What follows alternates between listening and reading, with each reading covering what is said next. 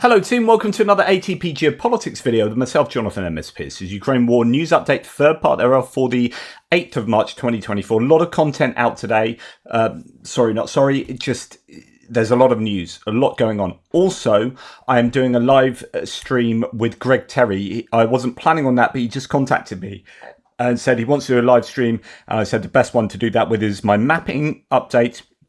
So I'm going to do that at 2 o'clock my time. So from time of recording, or when you probably see this, it'd be about an hour or so's time. So there's an awful lot of content coming out today. Now, A, of course, you don't have to watch any of it or all of it. But B, remember you can watch me on 1.25, 1.5, 1.75, even 2 times speed. So press the cog on the video, on the YouTube video, and you can set the speed for me to speak more quickly. Also, if I do speak quicker, then you don't hear the ums and ahs and the fillers that I often have and the pause between certain words as I try and collect my thoughts. So it is a lot smoother as an experience. I just advise, if you haven't already done that, do it. You can train yourself up to listen more and more at higher and higher speeds. I do that on podcasts and audiobooks now to the point that I listen at 1.8 to 2 times speed.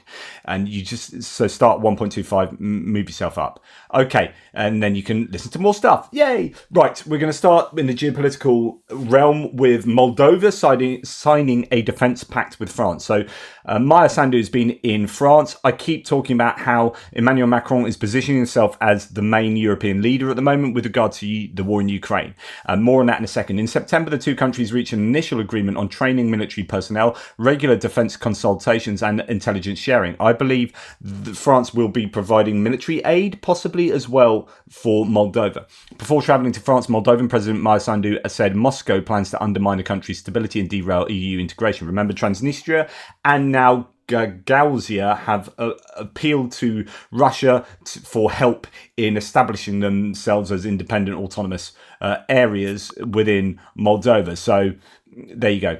Moldova, as said here by Nexter and France, signed this agreement. The agreement establishes a legal framework for future military training, regular dialogue and intelligence exchange. A French defence mission will open in Chisinau in the summer to help assess the country's needs and begin negotiations on possible arms contracts. That's what it's talking about, the French Defence Ministry said. And Macron said the agreement shows the country's determination to protect and help Moldova. This is super important. Moldova is a weakness in terms of European stability. I think Serbia and the Balkans in general, obviously Hungary and Slovakia, but Moldova as well, very close to, in fact, bordering Ukraine in terms of Transnistria, and an incredibly important target, I think, for Russian destabilization efforts. Now, Phillips O'Brien says of this, and this is kind of what I've been saying over the last week, is that Macron, fascinating, he says, Macron really trying to stake out the leadership position on European security. Absolutely true, and I think good luck to him because someone needs to do it. Right, Vice President of the European Commission has arrived in Ukraine. It's a great honour to return to Ukraine, which is courageously fighting back against Russia's brutal and illegal aggression, just as it is again to express the firm support of the European Union. And that's Valdis Dombrovskis writing on his social media. So good stuff that the EU is still, very heavily involved, obviously, in supporting Ukraine.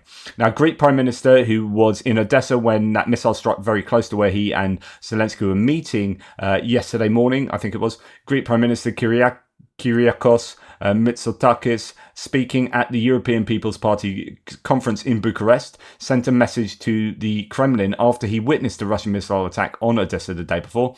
Quote, "We must have only one message to the Kremlin. You will not intimidate us. We will continue to support Ukraine and its great citizens as long as necessary. And of course, we will remain completely united on this decision." And that's in line with all of that aid, that military equipment that I was discussing in the last video that could potentially be going to Ukraine. Some claim that all the Soviet era military equipment from Greece is going to go to Ukraine, which would be a phenomenal haul for the Ukrainians. The Office of the President confirmed that Zelensky will come to Turkey today, and at the meeting with Erdogan, Zelensky will discuss the peace formula, the peace summit, shipping in the Black Sea, food stability and the release of Ukrainian captives and political prisoners. That's really important. Obviously, Turkey are a huge player in the geopolitical arena.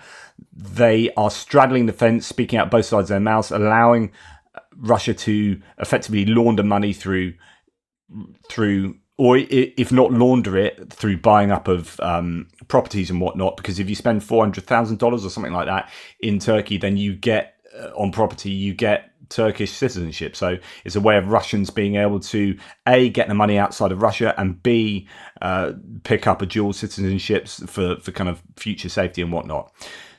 Now, they accept a lot of trade, Turkey, but also help out Ukraine more than they do Russia in terms of military aid, so on and so forth.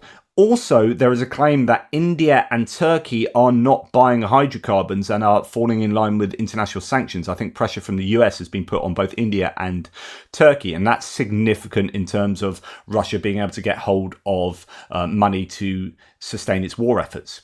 Switzerland, known for its banking industry and neutrality, is considering using more than $8 billion in frozen Russian assets for Ukraine reparations. Massively important, this. So the Swiss parliament has supported the confiscation of assets of the Russian central bank. I remember I talked about the difference between confiscation and freezing assets. Freezing them, they just stay there. No one does anything with them, but Russia can't make money. Confiscating them is a big movement because then that opens one to retaliation from Russia. So Russia could confiscate Swiss assets in Moscow, but that might be an asymmetry there. According to Baron's newspaper, the decision paves the way for the Swiss government to create an international legal basis for using frozen Russian state assets to pay for reparations to Ukraine. Now, I hope that Gerashchenko isn't equivocating these two terms and smashing them together. There is a difference between confiscation and using frozen assets. So you can use frozen assets in many ways, such as the profits from them to feed into reparations, but you can also use them to underwrite loans like the UK is doing. So it depends what way those frozen assets will be used. Quote, Russia has seriously violated international law. It must therefore compensate the damage caused. International discussions are underway regarding compensation mechanisms, and Switzerland is participating with its knowledge, its skills, and its history in this area, said Ignacio Cassis, the country's head of the Federal Department of Foreign Affairs. And as mentioned, they hold more than $8 billion in reserves and assets of the Russian central bank. Right, tensions have arisen between the US and the EU over frozen Russian assets, according to Politico. Washington supports full confiscation. And as mentioned, yeah, that's great, but there are legal ramifications to that as well as escalatory ramifications. But France, Germany and Italy oppose it. The publication source says that G7 countries consider the seizure of profits from Russian assets as the most safe option, or as the safest option. And that's true. Like, if you just want to skim off the profits and use them, put them, then you're not taking anything that Russia already kind of own, although you are taking money that they effectively own from the profits, but it allows those assets to remain in place and be used at a later date accordingly. It's clearly the safer option, but it won't be enough. It'd be much greater if they can turn those assets into liquid cash and get that cash to Ukraine. Sweden spent nearly 2 years in NATO's waiting room before finally joining the alliance today, but it wasn't just sitting around. In that time, it's boosted military spending about 28% since Russia's full-scale invasion. So in 2 years, 28% increase in military spending is huge. And Sweden will hit NATO's 2% defense spending mark this year. So it'll be another nation that's hitting that NATO criterion. Sweden's accession to NATO will bring 20 allies to the 2% mark. So it's moved up from 18 now to 20. It keeps improving. Some Trump fans saying that's because Trump slagged them off, but it's almost certainly nothing to do with that and everything to do with the war starting 2 years ago. And people are spending just an absolute ton, as well as giving Ukraine a load of aid, which they can then put towards that 2%. Sweden's accession to NATO will bring 20 allies to the 2% mark, Defence Minister Paul Jonsson said at the Munich Security Conference. Over 60% of NATO will hit 2% for the first time. Just 11 allies hit that mark in 2023. And back in 2014, there's only 3 that did that, which was the US, the UK, and Greece. So Greece spend an awful lot as a percentage of GDP on their military due to the issues with Turkey next door. So, the Swedish Armed Forces, or Försvarsmakten in their native tongue, butchered by my tongue, are getting outfitted with stealthy new corvettes and air defence batteries. And Sweden is buying a brand new fleet of Gripen fighter jets. Sweden is building new diesel-electric submarines too, and is fielding Link 22, the communications network that ties together NATO planes and ships. So that's obviously a step up from Link 16. There is no other country of 10 million that can produce submarines, fighter aircraft, surface combatants, infantry fighting vehicles. I mean, this is true. Their defence industry, for the size of the country, is incredible at what they do. Like the Gripen airplane for a start, all that Saab do. You know, look at the GLSDB that they make together with Boeing. That's becoming prominent. And the production of infantry fighting vehicles. Yes, there's obviously BAE systems involved in that, but yeah, incredible. Advanced artillery systems. The very advanced artillery systems. So Archer being one of the best in the world. Jonsson, Sweden's defence minister, told me in October. Says Jack Desch. At sea, with assets such as the Visby class corvette, a stealthy surface ship armed with torpedoes and anti-ship missiles, Sweden wants to be NATO's eyes and ears in the region. That includes providing targeting data for allies in the Baltic Sea. Before accession, Sweden didn't have access to NATO's encryption. Now Sweden can talk at a very high level to ID ships in the Baltic Sea and to point out a target Russian vessels with bad intentions. Now that Sweden is in NATO, NATO nations are tracking Russia all the way across the Baltic. Sweden are such a net benefit to join NATO. They're not something that will be a burden to NATO. They will add so much to NATO, both militarily in terms of capacities and capabilities, but also in intelligence and their geographical position on the Baltic Sea. NATO allies will also be able to use more bases in the Baltic Sea and the North. Sweden and the United States signed a defence cooperation agreement in December. That gives the US military access to 17 Swedish military bases in the event of a regional war. Putin, deciding to go to war because NATO was encroaching, has given NATO far more power than they ever would have had. Now the name of the game in Sweden is deterrence. Quote, just being a ship at sea with maybe a rifle or something, that is not deterrence, Navy Chief Ivar Skog-Halslum told me in October. Deterrence is to have all assets you can have. The sensors, the weapon systems, that is deterrence. Absolutely. And I think they will be having access to American military hardware be more able to, I guess, buy from the US, but as well, there's the European defence strategy, which is looking at having 60% buying within the EU by 2035, I think it is, and that means that their own Swedish indigenous entities concerns, military industrial concerns, will benefit from NATO accession. Almost half of the so moving on from that, I just thought that was really important to discuss. Almost half of farmers detained yesterday at the protest in Warsaw, or probably 2 days ago now, were drunk, which tells me they weren't serious about that. They were provocateurs. There were people going along for just a bit of a violent shindig. I think this was largely capitalised on by ne'er-do-wells. This was reported by the Warsaw police. The record holder had 1.6 parts per million of alcohol in his system, the police press service writes. Now, on that general topic, the Polish parliament adopts a resolution to impose sanctions on imports of Russian and Belarusian food and agricultural products. Well done. About time. Awesome. Because there's all this pressure on Ukrainian influx of Ukrainian agricultural produce, but allowing all this Russian and Belarusian stuff to come through the border of Belarus. The text of the document states that the agricultural products from Russia and Belarus continue to bring large revenues to producers, traders and budgets of these countries. The Polish Sejm calls on the EU to take similar actions. 441 voted in favour and 2 abstained. That is absolutely brilliant.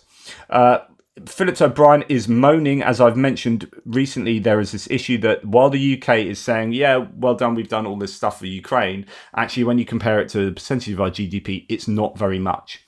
Although the other, as I said earlier, the other things that we do outside of military aid is possibly not counted in, or almost certainly in terms of underwriting maritime insurance and all the kind of maritime stuff we're doing, is not quantified in those aid packages.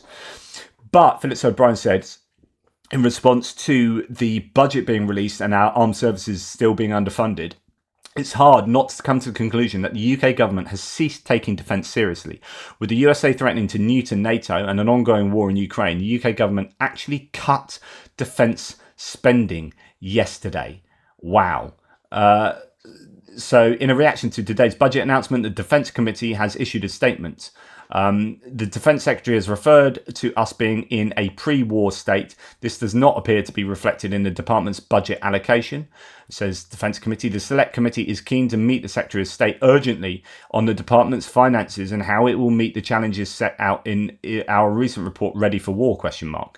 Now, the Defence Secretary, indeed, British Minister of Defence or Secretary of Defence, Grant Shapps, is actually out in Kyiv, and he's just recorded a video which is saying all the right things. But again, is he able to put the money where his mouth is in terms of domestic military?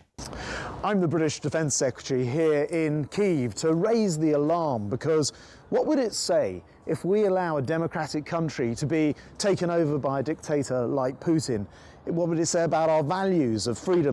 I love the fact he's calling Putin a dictator. Something in my writing, very sad day today. Only Sky has run out of funding, and that's who I write for as a media organisation. It's a secular media organisation, the first of its type in the US, and I've been writing for them for several years now. And I had to write my last article yesterday, so you can go and read that. I don't know where I'll be going next as far as my writing is concerned, but it is sad. They're a wonderful bunch of people I was working with, and funding for media organisations and tech startups is so tight at the moment in the US, particularly. Last couple of years, Vice has just folded in a kind of, $100 million black hole, just like poof, puffed out of existence. The great thing is that our writing's still there for the time being.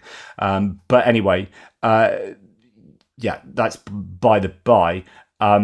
So he's raising the alarm here too. I've completely yes. So the fact that he's calling Putin a dictator, in my writing I always call Putin a dictator because that's what he is. I don't call him the president. He's dictator Vladimir Putin. So I like the fact that Shapps is doing this. Say about our values of freedom and democracy, and it doesn't have to be this way, because we easily have the resources of the West if we have the will.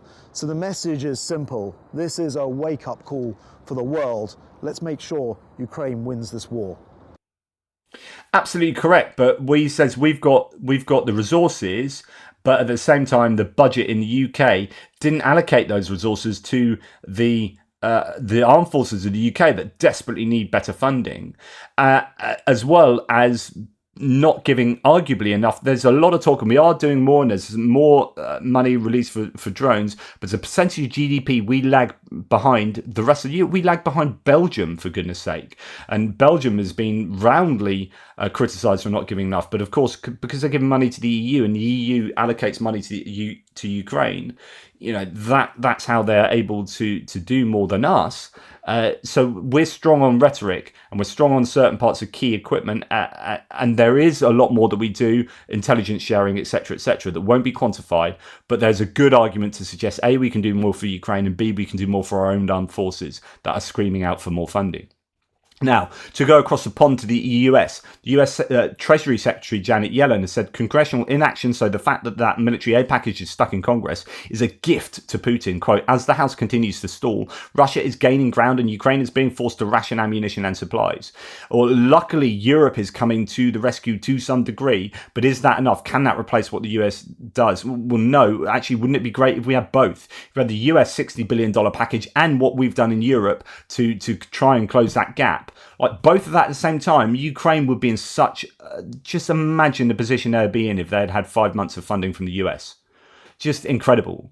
US Embassy in Russia warns of potential terror attack in Moscow over the next 48 hours. German Embassy has also been offering warnings, and I think the UK Embassy as well, maybe, I don't know. US Embassy in Russia warned that extremists plan to target large gatherings in Moscow, urging Americans to stay away from large groups over the next 48 hours. Incredibly important there. The top Chinese envoy is visiting Kyiv at the moment, meeting with Ukrainian officials, and they are going to go then to, I think, Europe and other places.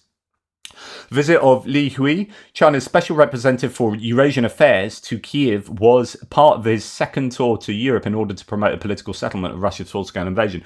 I think it went to Russia first and then going to other places.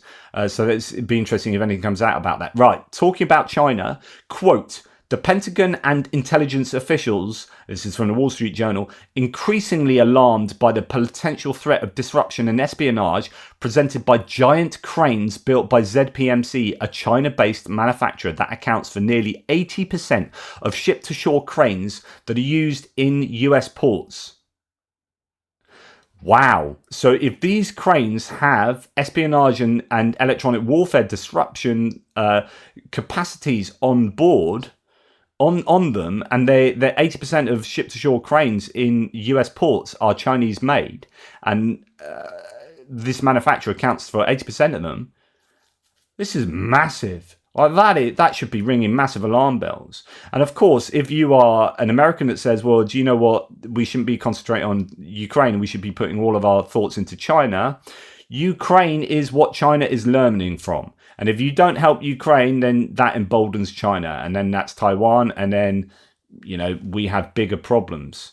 So it's about nipping it in the bud, and Ukraine is how you nip it in the bud. Armenia has moved to expel Russian border guards from Yerevan's airport. So we have another example of how Russia is losing influence with its immediate neighbors, Azerbaijan, Armenia, Kazakhstan. Some of these bordering nations are moving away from the sphere of influence of Russia and towards the West. In some cases, maybe in others towards China, which is an interesting dimension. Right. We're going to move on to the State of the Union address in Congress last night. Last night, US time. Now, if you don't know what that is, it's basically where the president does a big address. Doesn't usually call out the opposition. I mean, it's a fine line in how the State of the Union address comes across. You don't want to use it as a party political campaigning moment. Well, you do. I mean, that's essentially what it is. It's about saying what you've done in government, but you've got to play it safe. So what was interesting in that speech is that it was pugnacious. It was really combative. Like Biden came out all guns blazing, and actually, although there are some Republicans who say it's a worst speech ever and it was slag it off, like, of course they're going to do that. But really, from a neutral point of view, if you look at that speech, it was packed full of substance, it's packed full of policy, it's packed full of like really strong rhetoric. He mentioned Biden by calling him his predecessor something like 13 times. He mentioned Trump, 13 times, which is really interesting. He was rhetorically on fire, I think, as far as he could have been, and the speech writing, I think, was particularly good, to the point where someone like Tendar, who's pro-Ukrainian German source here, saying US President Biden delivered an absolutely powerful speech at the State of the Union address. When it came to Ukraine, quote, Ukraine can stop Putin if we stand with Ukraine and provide the weapons they need to defend themselves. Roaring applause from both sides of the aisle. Right. So there will be some of you Republicans out there that can't bring yourself to say even something vaguely positive about Biden. It's like hate because it's Biden or because it's Democrats, and you're so hyper partisan. And you might say the same about me with Trump. I mean, I do struggle saying anything positive about Trump because he's just devoid of anything really. Empty rhetoric. So you compare something like this, which is full of substance and policy notes, and then compare it to kind of these stump speeches by Trump, which is full of just invective and slagging people off. This is incredibly important. Now, there were some absolutely stunning moments of this speech from an outsider, which is one of the ones was, so the entire Supreme Court sat there, the judges of the Supreme Court, and they've been loaded with conservative judges because Trump did the best thing you could have wanted him to do if you were a conservative Republican when he was in charge. So I wrote an article on how Trump was the most successful president of all time. If you judge the success of a president as successfully nominating judges to the Supreme Court, you can argue that the vote of who is president is really the vote as to who gets to nominate Supreme Court judges. That is almost like the president is a means to an end, and the end is the Supreme Court, because they are who make the rules, the legal rules and the interpretation of the Constitution, and delivers that to the country. And the president does not have the power in the way that the Supreme Court does. So I wrote an article years ago saying when you're voting for president in the US, you're really voting for the Supreme Court. And given that Trump, in his one single 4-year term, the Republicans, through Mitch McConnell and others, managed to stop the US with Obama's lame duck presidency at the end. You had 8 months where they stopped the nomination of a Supreme Court judge by the Democrats, and then went completely back on their word. It was basically shameful politics, but it worked for them. They said, you can't do this, you can't do this and do that, and then they did it themselves. And then basically in that 4-year term got 3 Supreme Court judges nominated and successfully nominated. It was incredibly successful. And what that then meant is that the Supreme Court was stacked 6 judges to 3, who had 6 uber conservative judges, and they managed to get in some seriously conservative judges, and then overturned Roe v. Wade, which had stood since the 1970s as a legal precedent, as a ruling. Now, that is incredibly successful, and that's what Trump managed to do. Now, those Supreme Court judges were in the Senate there, or in that State of the Union speech, and Biden appealed to them directly and absolutely rinsed them over women's rights and reproductive rights. And it's just some brilliant speech writing where he said, you're going to find out how powerful women are, and that they have an electoral vote. And it was just a really good part of the speech where he was saying that female suburban voter, or whatever, that the female vote all over the US, which is looking like it's going to be a really significant part of the 2024 vote, and was a significant part of the 2020 vote,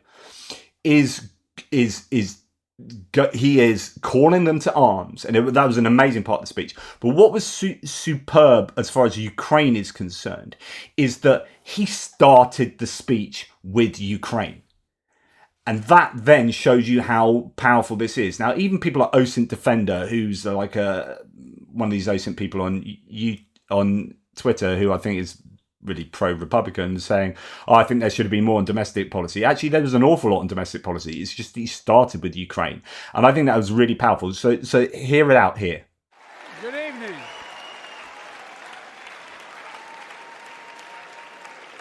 Good evening.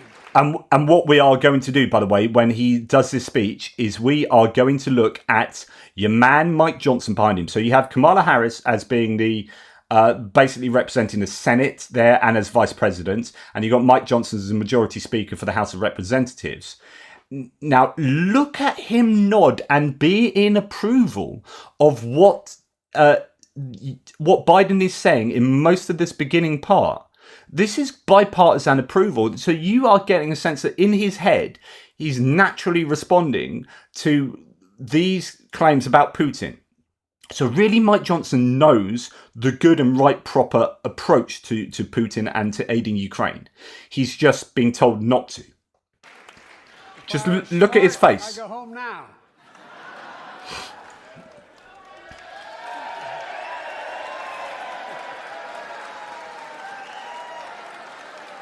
Mr. Speaker, Madam Vice President, members of Congress, my fellow Americans. In January 1941, Franklin Roosevelt came to this chamber to speak to the nation, and he said, I address you at a moment unprecedented in the history of the Union. Hitler was on the march. War was raging in Europe. President Roosevelt's purpose was to wake up Congress and alert the American people that this was no ordinary time. Freedom and democracy were under assault in the world. Tonight, I come to this same chamber to address the nation.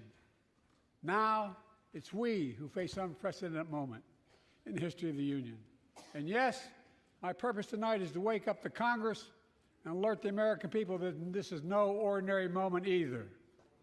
He's waking up the Congress. This is, like, the beginning of his speech is all about Putin and Ukraine. And that shows how freaking important it is to the US and to US politics that he's leading with that. He didn't lead with domestic stuff and all this all these other important topics for the US people. He's going with what is clearly a massively important existential threat to democracy worldwide. And, you know, hats off to him. Not since President Lincoln and the Civil War have freedom and democracy been under assault at home as they are today. What makes our moment rare is that freedom and democracy are under attack both at home and overseas at the very same time. Overseas, Putin of Russia is on the march, invading Ukraine and sowing chaos throughout Europe and beyond. If anybody in this room thinks Putin will stop at Ukraine, I assure you he will not. He's nodding. Look at him nod. But Ukraine can stop Putin. Ukraine can stop Putin if we stand with Ukraine and provide the weapons that needs to defend itself. This is a resounding set of applause for providing weapons for Ukraine. Most people know, on both sides of the aisle, know this is the right thing to do. And Mike Johnson is sitting there nodding his head in approval with that sentiment.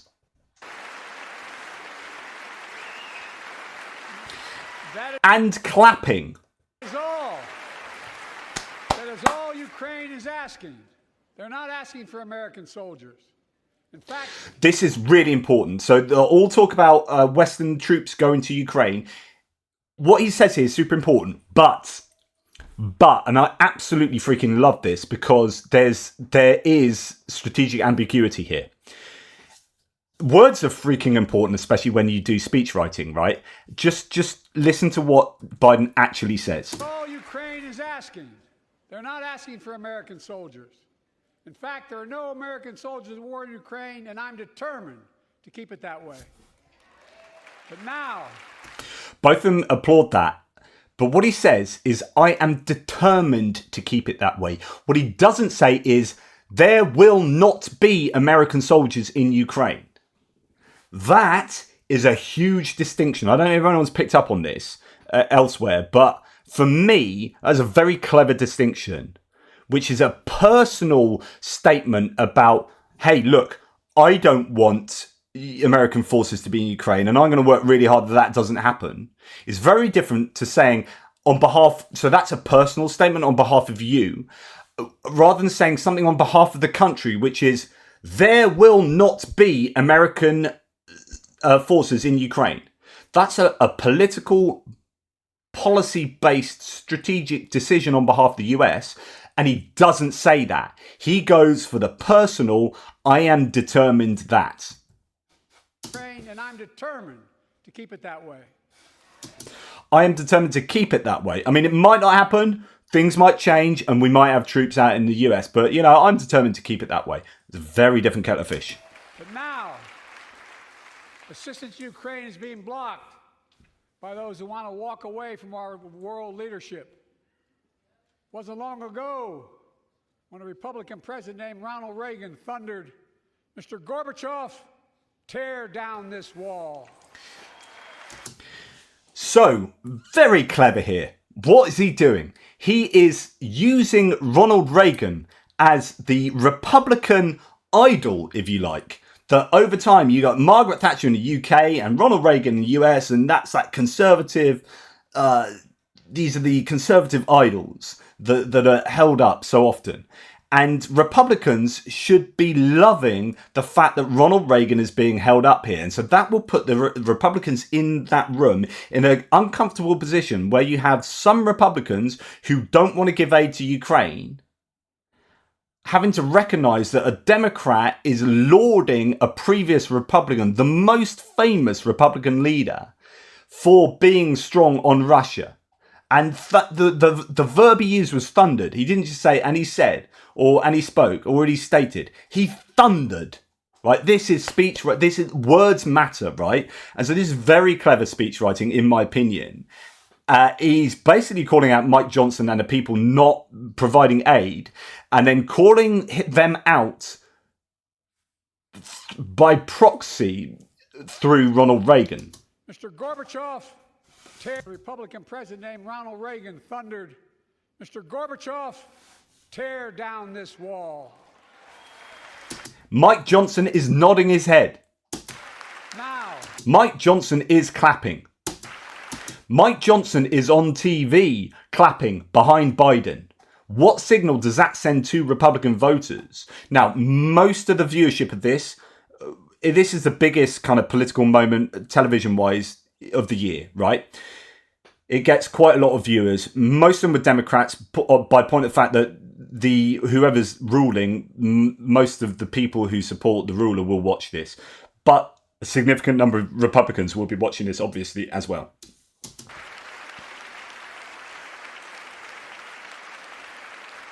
Both sides of the aisle appear to be standing up for that. Now that is interesting, or supporting that.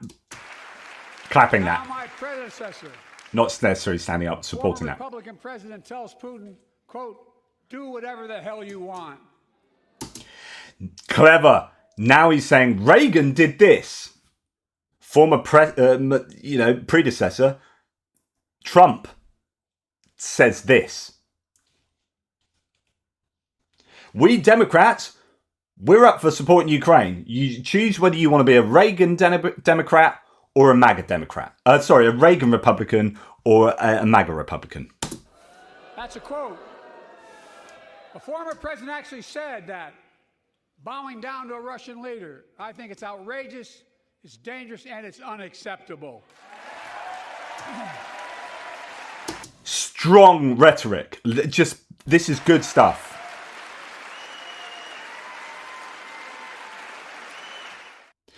And yeah, that's how he started the speech.